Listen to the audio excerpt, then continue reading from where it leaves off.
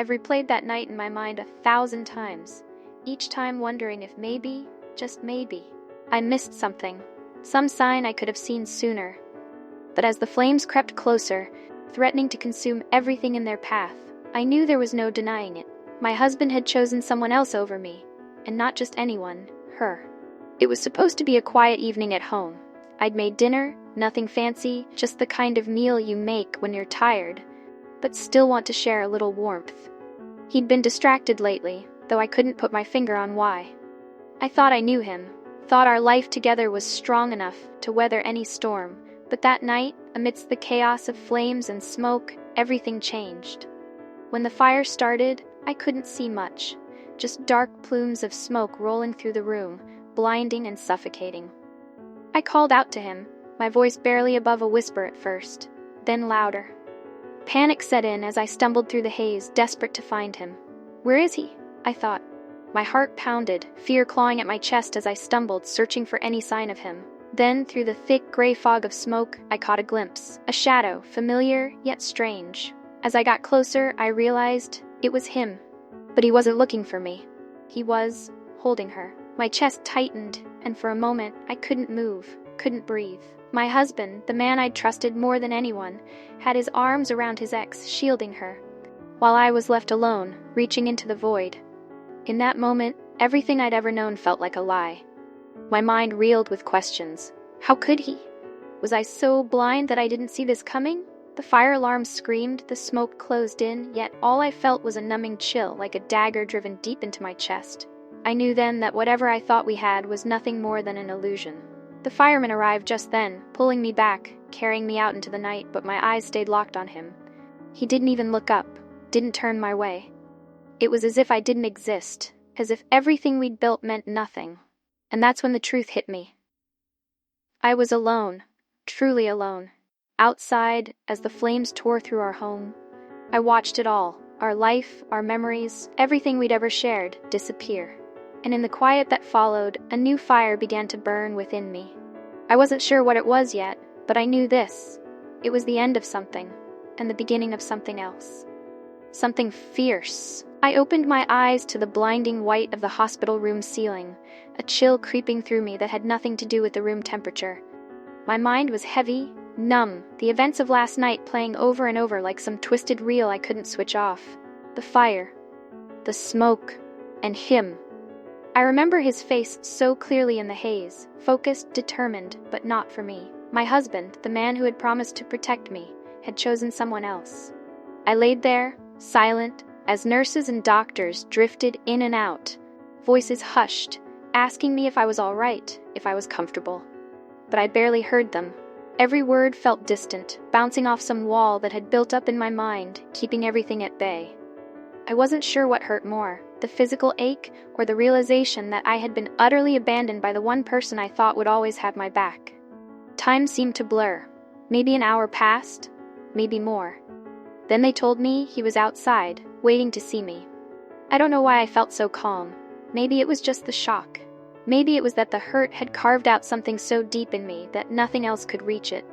I wasn't ready to face him, yet at the same time, I knew I had to. I had to understand why. Why had he chosen her? How could he?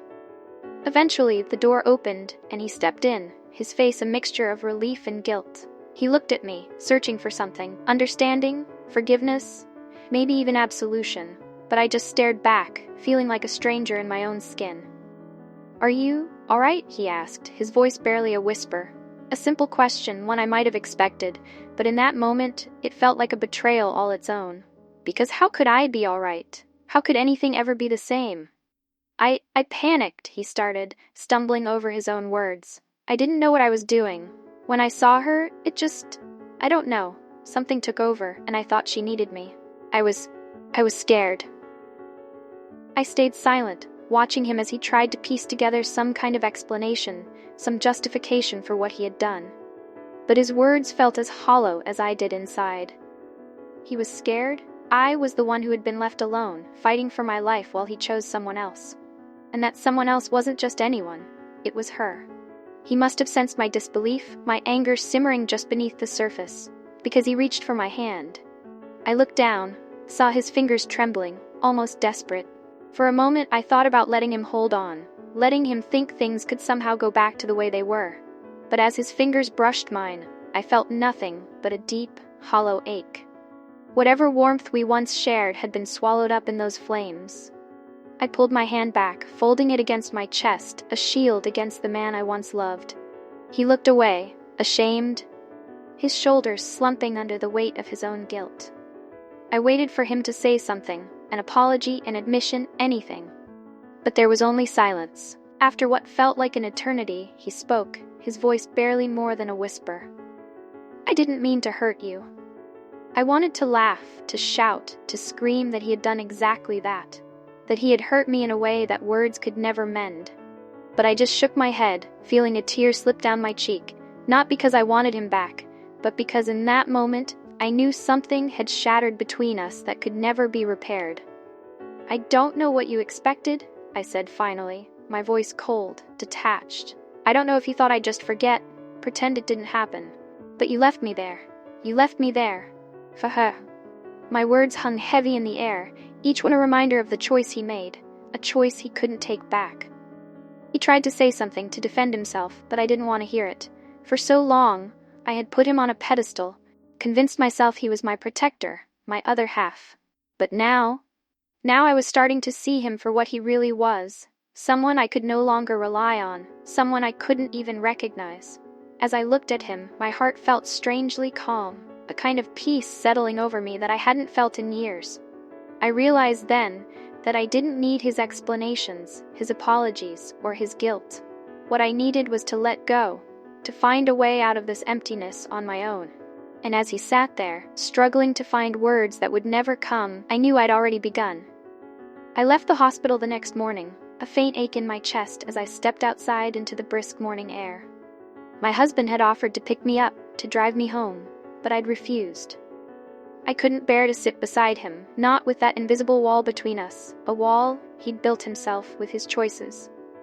As I walked alone down the hospital steps, a strange sense of relief washed over me, mixed with a bitterness I couldn't quite shake.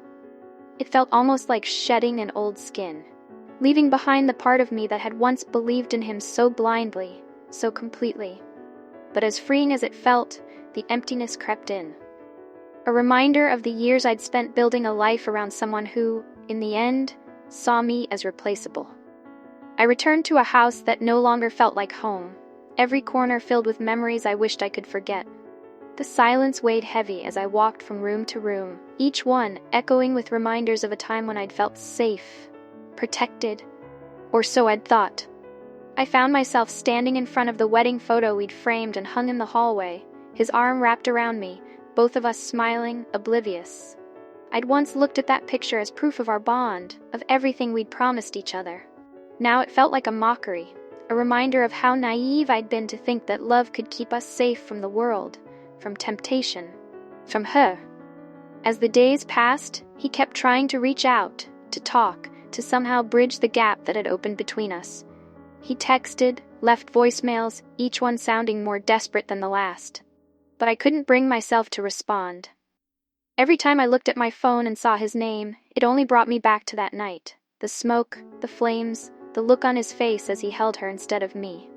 One day he left a voicemail that I couldn't ignore. "Please," he said, his voice breaking, "please, just give me a chance to make things right. I know I messed up.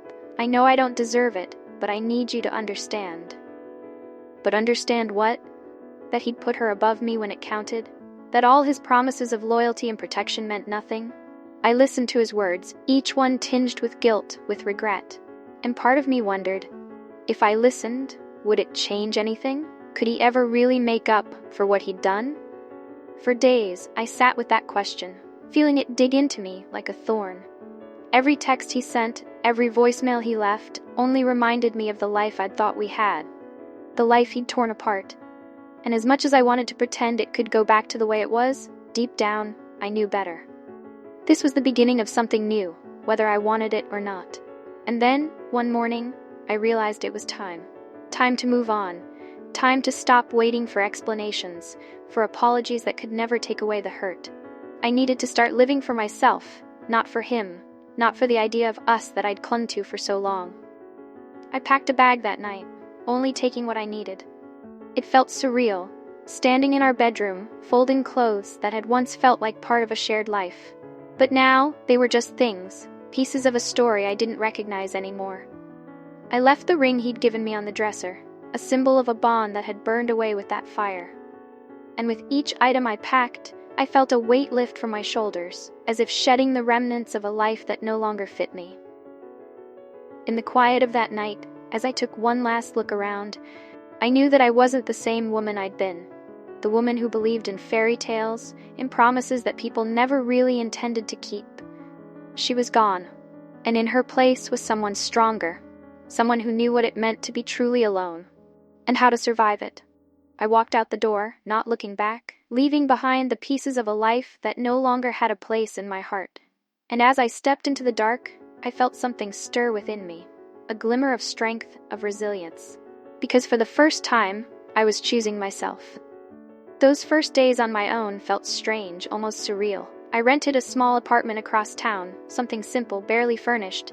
It wasn't much, but it was mine. For the first time, I felt a quiet, unspoken freedom in the silence that filled those walls. But freedom, I quickly learned, can be a double-edged sword. At night, the loneliness crept in, mingling with memories that I tried so hard to shut out. I'd find myself staring at my phone, the temptation to read his messages almost overpowering. He kept reaching out, more desperately each time, pleading for a chance, asking me to come back. I knew he wanted me to forgive, to forget, to let him start over. But each time, my finger hovered over that delete button, and I reminded myself why I'd left. During the day, I tried to keep busy. I filled my time with things I'd forgotten I loved. Books, music, walks through the city. I'd spent so many years wrapped up in someone else's life that I'd lost track of my own. And now, piece by piece, I was reclaiming it. I was rediscovering the simple joy of silence, of being with myself without the weight of someone else's expectations pressing down on me. But healing wasn't a straight line. Some days I felt strong, like I could take on the world and never look back. Other days, I'd wake up feeling hollow, the pain of that night gnawing at me, reminding me of everything I'd lost. I'd replay his words in my head, each one laced with regret, with promises I didn't believe anymore. And each time I heard his voice in my mind, that quiet strength within me grew a little bit louder, reminding me that I'd made the right choice. One evening, as I sat alone by the window, watching the city lights flicker against the dark, I caught myself wondering, what had I sacrificed over the years for someone who, in the end, saw me as second place? How much of myself had I given away, piece by piece, thinking it would make him love me more? I realized that I'd spent years molding myself into the woman I thought he wanted, only to be left alone in the end. It was a harsh truth, one that stung more than I wanted to admit. But with each painful realization, I felt a kind of release. I was letting go of the version of myself who had stayed silent, who had compromised, who had given up dreams, friendships, even parts of her identity, all for someone who didn't see her worth. And as the days turned into weeks, I began to feel something new stirring inside me, a kind of strength, a resilience I hadn't known I was capable of. I'd spent so long relying on his love, his approval, that I'd forgotten what it meant to stand on my own. But now, each time I refused his calls, each time I deleted his messages without reading them, I was choosing myself. One night, he showed up at my door, desperate, eyes full of regret, words tumbling out in a mess of apologies and pleas. He begged me to listen, to let him explain. He said he'd made a terrible mistake, that he'd been confused, that he'd thought he could somehow fix things if I just gave him another chance. But as I looked at him, all I felt was a strange, unexpected calm. His words, once so powerful, so convincing, seemed empty now. I realized that the power they'd once held over me was gone, burned away with the last embers of trust I'd had for him. And as he stood there, trying to reach me, I saw him for who he really was. A man who couldn't bear to face his own choices, who wanted me to forgive so he wouldn't have to carry the weight of his own guilt. I can't go back, I told him quietly, my voice steady, resolute. You made a choice that night, and so did I. He looked at me, searching my face, hoping for some sign of the woman who'd once loved him without question. But she was gone, and in her place was someone stronger, someone who had finally learned to put herself first. And as he walked away, defeated, I knew that I'd taken my first real step forward into a life that was finally mine. After he left my doorstep that night, a profound silence filled my apartment, a silence that felt heavy but comforting. I sat alone, letting it wash over me, realizing that I wasn't just closing the door on him, I was finally opening a new one for myself. It was strange, this feeling of being completely free. For so long, my life had revolved around someone else's expectations, someone else's needs. Now I was standing at the edge of a vast, open space, with no one's voice but my own to guide me. The next morning, I woke up with a clarity I hadn't felt in years. It was as if a fog had lifted, allowing me to see things I'd been too afraid to acknowledge before. I thought about everything I'd given up, the dreams I'd set aside, the plans I'd abandoned. I realized I had spent years trying to fit into a life that was never truly mine. And for the first time, I understood that I didn't have to be anyone other than who I was. I decided to start with something simple, reclaiming old hobbies. I'd always loved painting, but somewhere along the way, I'd stopped. It was just a hobby, something I thought wasn't worth my time, or maybe I just convinced myself that it wasn't as important as keeping him happy. But now, with a blank canvas in front of me, I felt a sense of peace and excitement. Each stroke of paint was a reminder that this was mine, my passion, my time, my way of expressing myself. Days turned into weeks, and slowly I filled my life with things that felt real, things that belonged solely to me.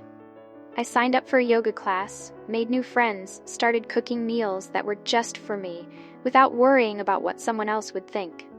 These small steps became rituals, a way to remind myself that I was worth every bit of love and effort I'd once given away so freely. There were days, though, when the pain would still creep in, uninvited. I'd catch myself thinking about him, wondering if he was happy, if he truly understood the damage he'd done. But each time those thoughts surfaced, I reminded myself of the truth, that his choices were his alone, and they no longer defined me. I was free to feel whatever I needed to feel, but I wouldn't let those memories control me anymore. One evening, as I sat by the window, watching the city lights, I felt something shift within me, a new sense of purpose, of strength. I realized that I didn't just survive what happened, I was growing because of it. I'd spent so long believing that my worth was tied to someone else's love, someone else's validation. But now, as I sat there, I knew that I was enough. I didn't need him or anyone else to tell me who I was.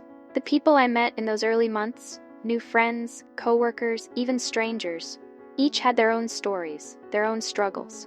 And in talking to them, in sharing my story and listening to theirs, I began to see that everyone carries a weight, a past that shapes them. I wasn't alone in my pain, but I also wasn't defined by it. These people saw me for who I was now, not the person who had been left behind in the fire. And as I moved forward, step by step, I felt a kind of gratitude I'd never expected. For the lessons, the strength, and the realization that I was capable of more than I'd ever given myself credit for. I'd always thought I needed someone beside me to feel whole, but now, I was finding wholeness within myself. By the time another month had passed, I barely recognized the woman who'd once thought her life depended on someone else's love. Now as I looked in the mirror, I saw someone who was no longer afraid, someone who had been tested by fire and come out stronger. And as I stood there, a quiet resolve settled within me. This was my life, my journey, and I was finally ready to live it on my own terms. I kept moving forward, one step at a time, slowly leaving behind the shadows of my old life. Every day felt like a small victory, a piece of myself reclaimed. I started setting new goals, things I'd once set aside or forgotten, dreams I'd let slip away in the name of someone else's happiness. And each day, I woke up with a sense of purpose that I hadn't felt in years. I took up running, something I'd never thought I'd enjoy. It was hard at first, breathless mornings and sore muscles, but the rhythm, the discipline, the feeling of my feet pounding against the pavement, it all felt freeing. It was something I did purely for myself, a quiet rebellion against the part of me that had always sought someone else's approval. Each mile I ran was a reminder that I was stronger than I'd given myself credit for, that I could push through pain and keep going, just like I'd done in life. I even signed up for a few classes, things I'd been curious about for years but never pursued. Photography, creative writing, even a workshop on personal finance. It was exhilarating, diving into the unknown, exploring interests and talents that were uniquely mine. For the first time in years, I was learning to do things not because they would impress someone or earn me praise, but because they brought me genuine joy. With every new experience, I felt myself coming alive again. I was laughing more, meeting people, finding connections that were real, unburdened by the expectations of a past relationship. I started opening up about what I'd gone through, sharing my story not out of bitterness or regret, but as a testament to what I'd overcome. And in those conversations, I found kindred spirits, people who'd been through their own fires, who understood what it meant to lose and rebuild. But as I embraced this new life, there were moments when I'd still feel a tug, a faint echo of what used to be. Memories of him, of us, would slip into my mind unannounced, and for a second, it would feel like no time had passed at all. I'd remember his smile, the way he'd look at me when we were young and in love, and I'd wonder, did he ever think about me too? Did he regret what he'd done? One day, I ran into an old friend of ours, someone who had known us as a couple. She asked how I'd been, surprised to see me alone, and as I shared the news of our separation, I saw her eyes soften with pity. "I'm sorry," she said, her voice gentle. "He seemed so devoted to you. I don't understand how he could do that." Her words lingered with me long after we'd parted ways, stirring up old questions, old doubts. But as the hours passed, I realized that it didn't matter anymore. I didn't need answers, didn't need closure from him, because I had already found it within myself. I had forgiven him, not to let him back into my life, but to free myself from the weight of his choices. Forgiving him was never about letting him off the hook. It was about letting myself off, allowing myself to walk away with peace in my heart. That night, as I sat alone, I thought about how far I'd come, how I'd gone from feeling betrayed and lost to feeling whole and complete on my own. I was no longer the woman who needed someone else's love to feel worthy. I was my own person, and that person was strong, resilient, capable of facing anything. I began to set new dreams for myself, bigger, bolder ones. Maybe one day I'd travel, see the world on my terms, with no one to answer to but myself. Or maybe I'd write, put my story down on paper so that anyone who felt lost like I once had would know they weren't alone. The possibilities felt endless, and for the first time, I was truly excited about what lay ahead. I knew I couldn't change the past, but I was finally at peace with it. It was part of my story, a chapter that had taught me resilience, self-worth, and the strength to walk away from what no longer served me. And as I looked toward the future, I felt a quiet thrill, a promise I made to myself to live fully, fearlessly, and unapologetically. This was my life, and I was ready to make it my own. I had always thought that heartbreak would be the end of me, that somehow the pain would hollow me out, leaving me empty, unable to move forward. But here I was, standing stronger than ever, with a new sense of purpose, a quiet strength that pulsed through every step I took. I was no longer a shadow of someone else's life, I was building my own, one day, one choice at a time.